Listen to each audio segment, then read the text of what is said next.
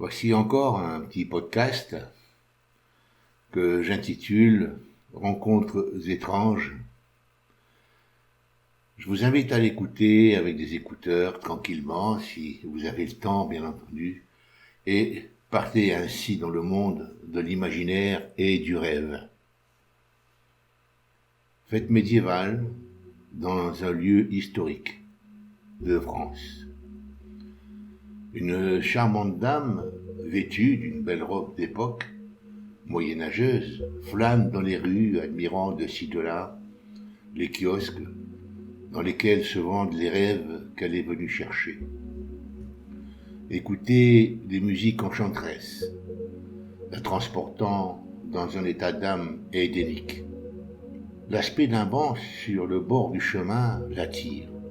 Elle y prend place, gracieusement, face à une allée sur laquelle déambulent ménestrels, orchestres, saltimbanques, chevaliers en tout genre, gentildames et gentilshommes, gueux et autres bestiaires sortis de l'imaginaire merveilleux du mystère des légendes.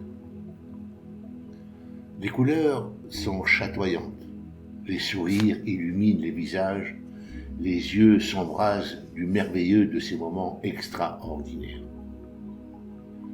Et elle se laisse emporter par toute cette féerie, tournoyante, telle une tornade de rêves, de sensations indéfinissables, mais ô combien moirées. Sentiments de plénitude et émotions de joie l'envahissent.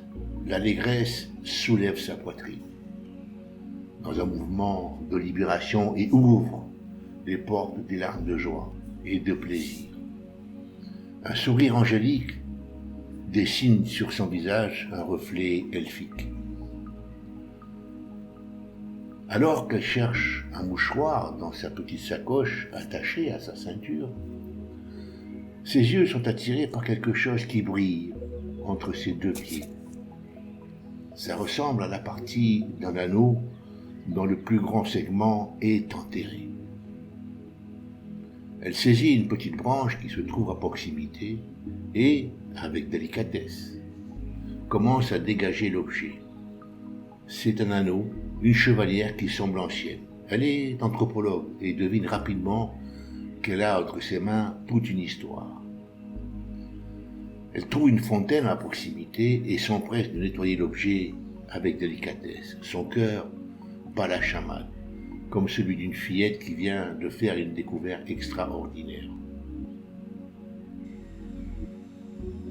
Elle date instinctivement la pièce qu'elle a entre les mains aux alentours du XIIe siècle.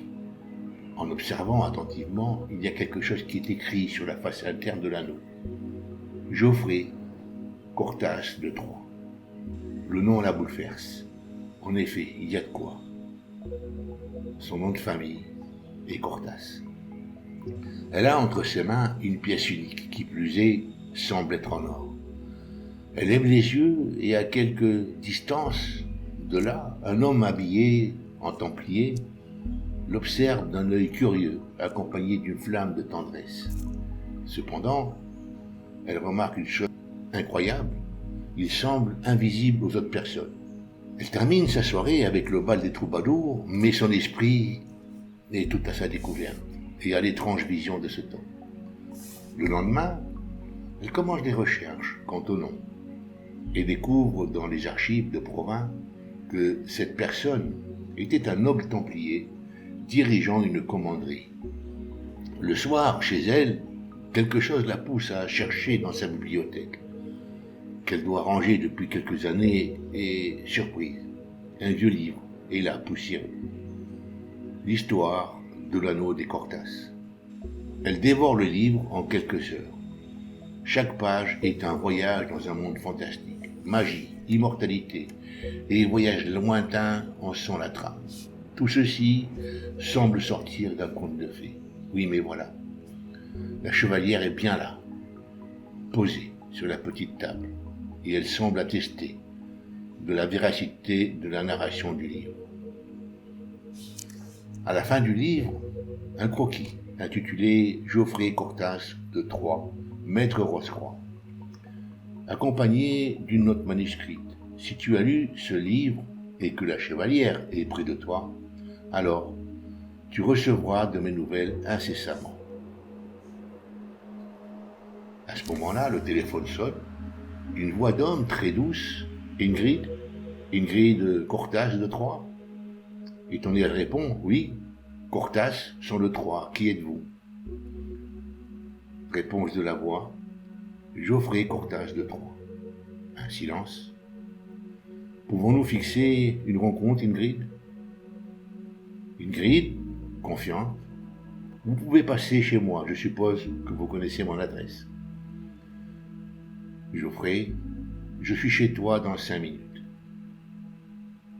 5 minutes passent, la sonnette est activée, le cœur d'Ingrid s'emballe, elle ouvre la porte, Geoffrey Cortas de Troyes, identique au portrait du livre, est là. Sourire rassurant aux lèvres.